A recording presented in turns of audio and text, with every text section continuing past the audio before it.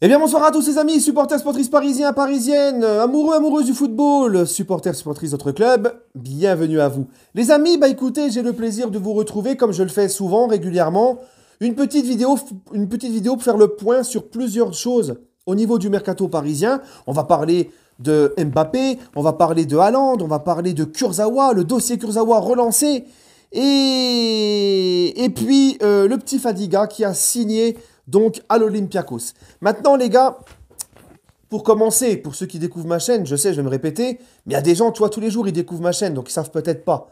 Je n'ai pas d'infos au sein du PSG. J'ai aucune info. Je suis comme vous, moi, je vois je vois les informations, je suis comme vous, je les découvre dans la presse, sur Internet, tout ça.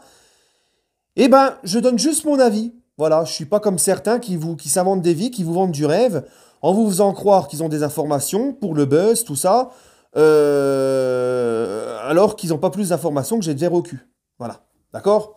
Bon, les amis,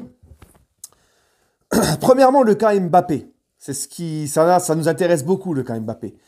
On apprend selon Téléfoot et Julien Ménard, qui lui pourtant souvent est très bien informé, il ne parle pas pour rien. Ça a été confirmé par RMC Sport et The Telegraph en Angleterre. Mbappé est finalement ouvert peut-être à prolonger à court terme son contrat au Paris Saint-Germain. Il y a des négociations en cours avec son clan, tout ça. Hein? Bah, c'est une belle avancée. C'est une belle avancée parce qu'il y a quelques temps en arrière, on nous disait que c'était terminé, qu'il allait partir libre au Real, qu'il n'y avait pas de contact, que c'était complètement... la situation était vraiment point de non-retour, etc. Bah, on se rend compte que finalement, ça évolue. Et moi, je vous l'ai toujours dit, les amis. Je vous l'ai toujours dit. Il y a à peu près 2 semaines, rappelez-vous, je vous l'ai encore dit. Tant que rien n'est officiel, tout peut encore arriver.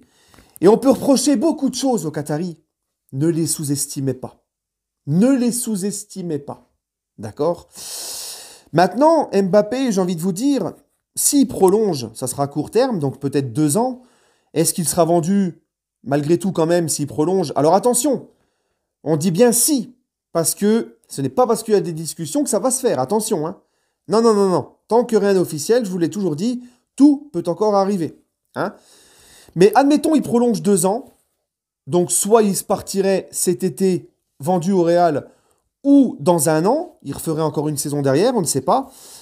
Toujours est-il que le Paris Saint-Germain, ben, voir partir un joueur à 180 millions d'euros, que tu as acheté 180 millions d'euros avec le talent qu'il a Mbappé, c'est vrai que de le voir partir gratuitement, ça aurait été pour l'image et tout, ça aurait été vraiment terrible pour nous. Ça nous aurait vraiment fait chier.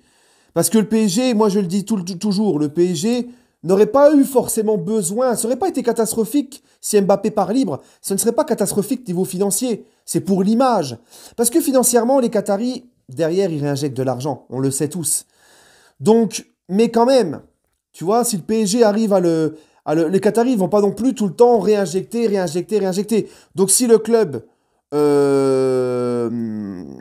veut quand même faire bien les choses, toucher un gros billet d'un transfert pour Mbappé, on ne peut pas cracher dessus. D'accord? C'est comme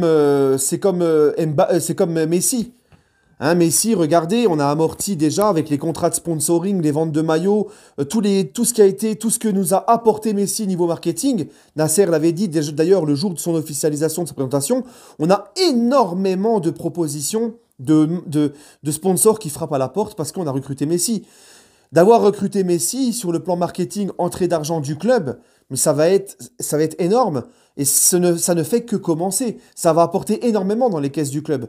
Donc tu vois, rien que pour ça, les Qataris n'ont même pas besoin de réinjecter d'argent. Donc c'est pareil pour Mbappé. Si on veut faire les choses bien, le prolonger pour le vendre, c'est ce qu'il y a de mieux de le vendre, plutôt que de le voir partir libre. D'accord?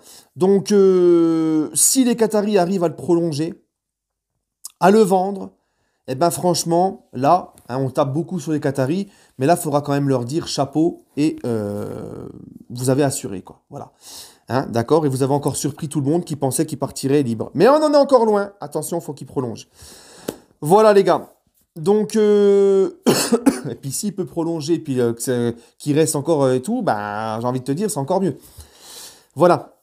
Sinon, les amis, maintenant, au niveau de Kurzawa, on vient d'apprendre aujourd'hui, donc c'est selon, je crois, RMC ou Fabrizio Romano, enfin, il y a plusieurs médias qui en parlent, ou le Parisien, je crois, que Chelsea serait intéressé pour faire venir Kurzawa pour suppléer à la grosse blessure de Chilwell.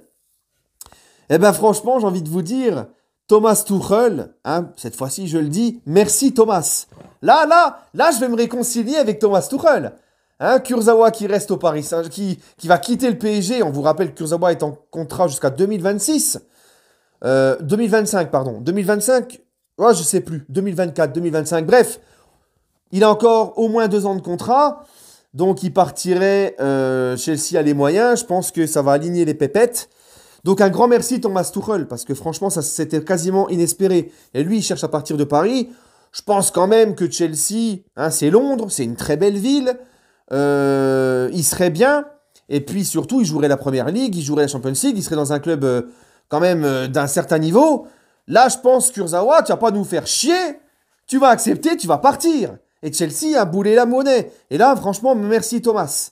Hein, Thomas Tuchel. Vous avez vu quand même, en passage, Thomas Tuchel, qui était premier début décembre de Première Ligue avec Chelsea. Et là, 1 mois et demi plus tard, hein, il est deuxième à 13 points de City. Alors on va me dire, mais pourquoi tu nous dis ça? Mais c'est parce que les gars, moi, Tuchel, j'en ai tellement pris plein la gueule quand il a gagné la Champions League avec le PSG. J'en ai tellement pris plein la gueule en privé sur les réseaux.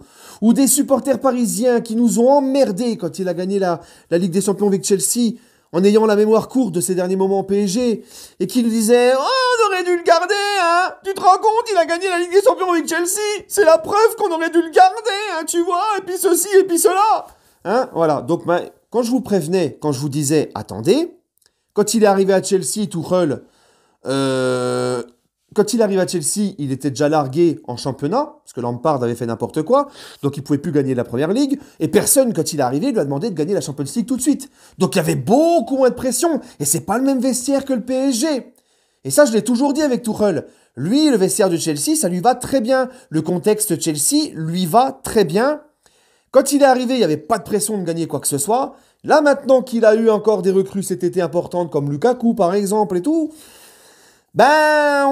Havertz aussi, tu vois, là, on lui dit, maintenant, voilà, t'as été champion d'Europe, donc tu dois garder, t'as la pression de garder ton titre, tu vois, voilà.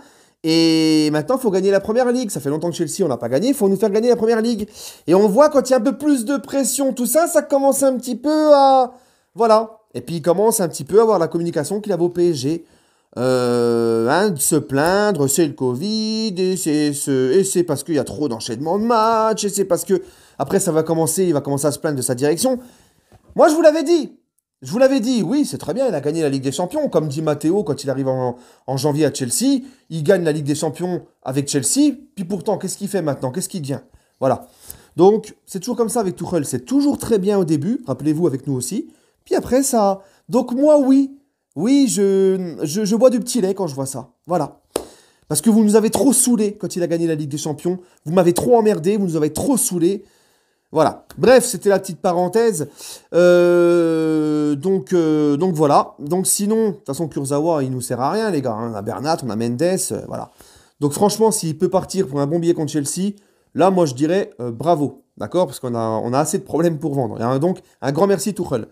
Maintenant, les gars, Haaland, selon Fabrizio Romano, Haaland pourrait serait envisagé par le Paris Saint-Germain.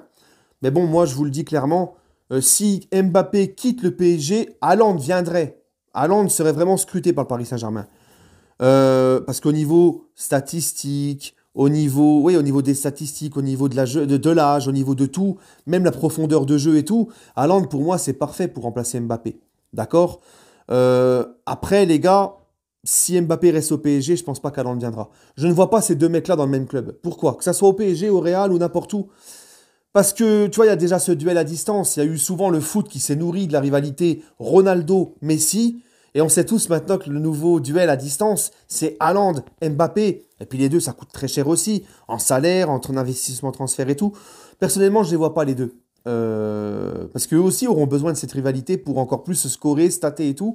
Je ne les vois pas dans le même club, ces deux mecs-là. Hein, Kiki et Haaland, je ne les vois pas dans le même club.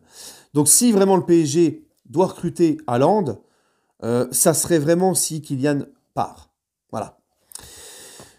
Dernier dossier, le petit Fadiga. Parce que j'ai vu des supporters parisiens critiquer le fait que Fadiga est parti en transfert libre à l'Olympiakos.